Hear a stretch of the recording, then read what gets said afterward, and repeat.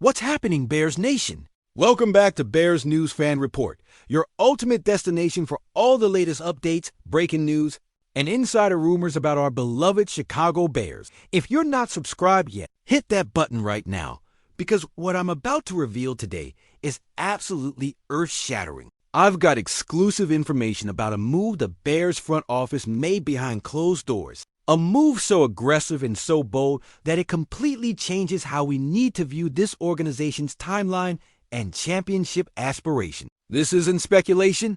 This isn't rumor mill nonsense. This is verified intel that's going to blow your mind. Stay with me until the very end, because the name I'm about to drop is going to send shockwaves through the entire NFL landscape. Let me start by setting the context here. The Chicago Bears are not the same franchise we've watched struggle for years. Something fundamental has shifted in the culture, in the execution, in the entire mentality of this organization. We're watching a legitimate transformation happening right before our eyes, and it's happening faster than anyone predicted. When we brought in first-year head coach Ben Johnson, there was optimism, sure, but nobody expected the immediate impact we're seeing. This guy has completely revolutionized our offensive identity, bringing a creativity and aggression that's been missing from Chicago football for far too long. His play calling has been nothing short of spectacular, putting our players in positions to succeed and maximizing every ounce of talent on this roster. And then there's Caleb Williams,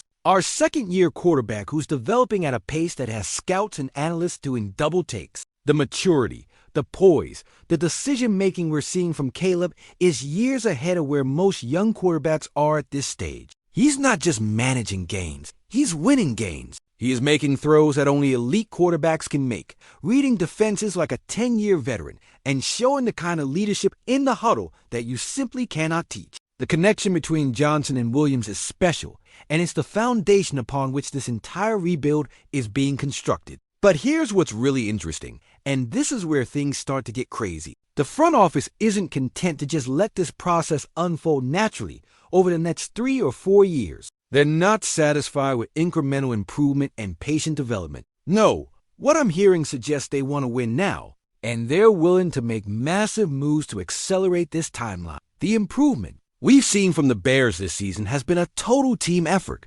The offensive line has been protecting better, giving Caleb time to operate. The receiving corps has been creating separation and making contested catches. The running game has been efficient and physical, but let's be real for a second. If you want to compete for championships in today's NFL, if you want to go toe-to-toe with the elite teams in this league, you need star power on defense. You need game wreckers, guys who can single-handedly disrupt an opposing offense's entire game plan. You need edge rushers who keep quarterbacks up at night, who force offensive coordinators to dedicate extra blockers and alter their protection schemes. That's the difference between being a good team and being a championship-caliber team, and the Bears brass understands this better than anyone. Now, there's been a lot of talk about what the Bears might do moving forward. Trade speculation, free agency targets, draft strategy, all of it. But what I'm about to tell you isn't about what might happen in the future. This is about what already happened, about a phone call that was made, about an attempt that was launched that shows you exactly how serious this organization is about winning immediately. The front office didn't just kick the tires on some mid-level veteran or explore options for depth pieces. They went after one of the most dominant defensive players in the entire National Football League, a generational talent who's been terrorizing quarterbacks for years, a player who would instantly transform our defense from good to elite. Think about what it takes to compete in the NFC right now. You've got powerhouse teams with elite defenses, explosive offenses, and championship experience. To break through that ceiling, you need to make bold moves. You need to be aggressive in ways that other teams aren't willing to be. And according to verified reports from one of the most respected insiders in the business, that's exactly what the Bears tried to do. They picked up the phone, they made a call to another organization, and they inquired about acquiring a player who would immediately become the centerpiece of our defense. The kind of player who changes everything about how opponents have to approach game planning against. U.S. The target wasn't just any edge rusher. We're talking about someone who's been selected to multiple Pro Bowls, someone who's won Defensive Player of the Year awards, someone who consistently ranks among the league leaders in sacks, pressures, and quarterback hits. A player in his prime, still performing at an absolutely elite level. The type of talent that doesn't become available often. And the Bears, showing an aggression and ambition that frankly I haven't seen from this front office in years, made their interest known. They didn't just casually ask, they legitimately pursued this player, trying to pull off a blockbuster trade that would have sent shockwaves through the entire league. The organization they called was the Cleveland Browns, a team that's been struggling this season despite having elite talent on their roster. And the player the Bears inquired about, the game changer they tried to bring to Chicago, is none other than Myles Garrett. Yes, you heard that correctly. The Chicago Bears attempted to trade for Myles Garrett, arguably the best defensive player in football right now. A legitimate superstar who would have instantly made our defense one of the most feared units in the NFL. According to Adam Schefter, one of the most plugged-in reporters in the business, the Bears specifically asked about Garrett's availability when they were in discussions with Cleveland. The Browns, however, weren't willing to part with him, keeping their franchise cornerstone despite their struggles this season. Let that sink in for a moment. The Bears front office looked at our roster, looked at where we are in this rebuild, and decided that adding Myles Garrett was worth pursuing right now.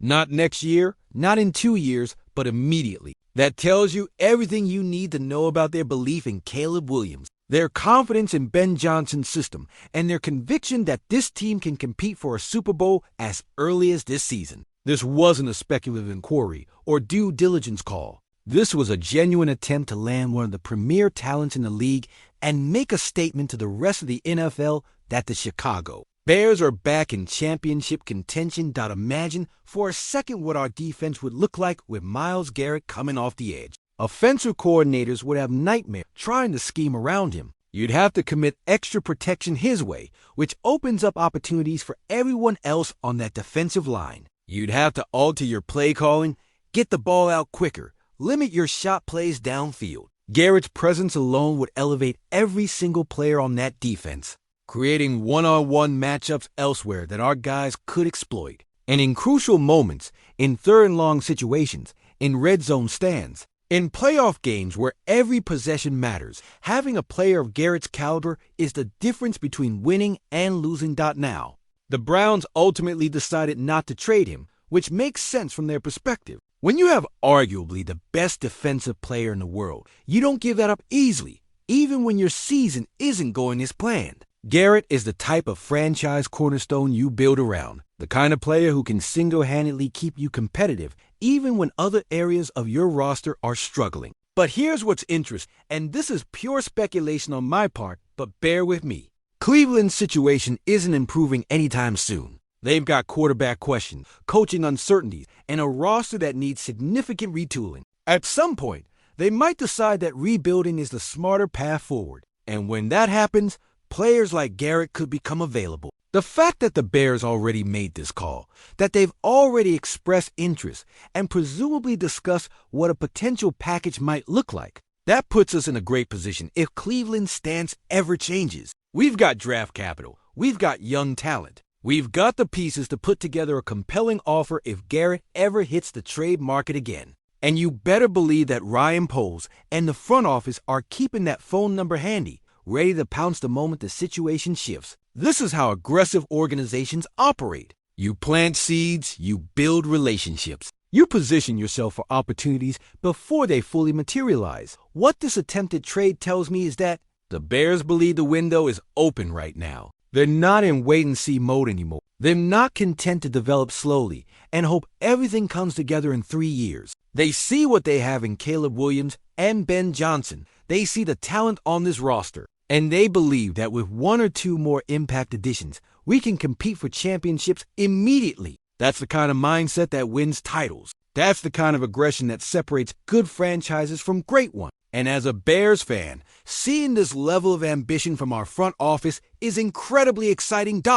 So where does this leave us? The Bears didn't land Myles Garrett this time, but the attempt itself is significant. It shows intent, it shows belief, and it shows that this organization is willing to be bold when opportunities present themselves. We've got a franchise quarterback developing at an elite pace. We've got a brilliant offensive mind calling plays. And we've got a front office that's not afraid to swing for the fences. That's a recipe for sustained success. And it's why I'm more optimistic about the future of this franchise than I've been in years. Now I want to hear from you, Bears Nation. What do you think about the Bears trying to trade for Myles Garrett? Does this change how you view the front office's timeline and championship aspirations?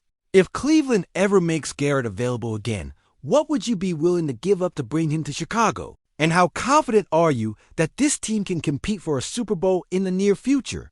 Drop all your thoughts in the comments below because I genuinely want to know what you're thinking about this massive revelation. This is the kind of aggressive, championship-focused mentality we need from our front office. The Bears tried to land one of the best defensive players in football, showing that they believe this roster is ready to compete now. While it didn't work out this time, the attempt itself speaks volumes about where this organization sees itself and where it's headed. Stay locked in, Bears fans, because this is just the beginning of what promises to be an incredibly exciting era of Chicago football. If you want to stay on top of every development, every rumor, and every breaking story about the Bears, make sure you're subscribed to Bears News Fan Report and hit that notification bell.